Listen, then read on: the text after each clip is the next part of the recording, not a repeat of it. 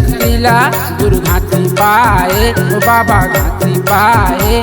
वो तो सत्य के शक्ति महाजी दुनिया ला बनाए, होए दे सत्य के शक्ति ला गुरु घासी पाए, ओ बाबा घासी पाए।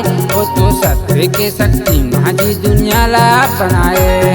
ये जपन लगे बाबा गुरु घासी सतनाम सतनाम सार, ये जपन लगे बाबा गुरु घासी सतनाम सतनाम सार। सकल रूप धरे गुरु बाबा वो कन्या देवी न पावे पार, सकल रूप धरे गुरु बाबा वो कन्या देवी न पावे पार। ये रूप मोहिनी मूर्तिया गुरु घासी लाए, बाबा घासी लाए। वो तो सत्य के शक्ति महाजी दुनिया ला बनाए, होए दे सत्य के शक्ति ला गुरु घासी पाए, बाबा घासी पाए। वो तो सत्य के शक्ति महाजी संसार ला बनाए।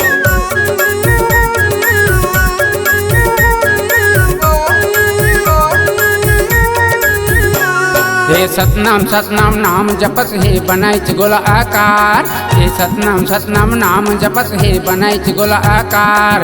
अब नर नारी के साध करत हे बनाइच पानियाकार, अब नर नारी के साध करत हे बनाइच पानियाकार। गुरु घासी बाबा जी नाम धरत हे अष्टंगी यौकाल, गुरु घासी बाबा जी नाम धरत हे अष्टंगी यौकाल। अब कहन लगे बाबा गुरु घासी, अब कहन लगे बाबा गुरु घासी, होए दे आशीष हमोरे तुहर साथ महावै रे। कहाँ जाके बेटी चलावे संसार तोर हाथ महावै रे, होए दे सत्य के शक्ति ला गुरु घासी पाए, बाबा घासी पाए। वो तो सत्य के शक्ति महाजी संसार ला बनाए।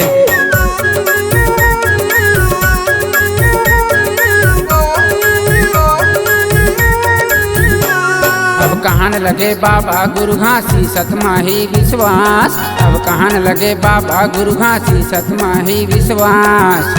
अब सत्य नाम के भजन में जिंदगानी लागे, जिंदगानी लागे। वो तो सत्य के शक्ति महाजी दुनिया ला बनाए, होए दे सत्य के शक्ति ला गुरु घासी पाए, बाबा घासी पाए। वो तो सत्य के शक्ति महाजी संसार ला बनाए, वो तो सत्य के शक्ति महाजी संसार ला बनाए, वो तो सत्य के शक्ति महाजी संसार ला बनाए।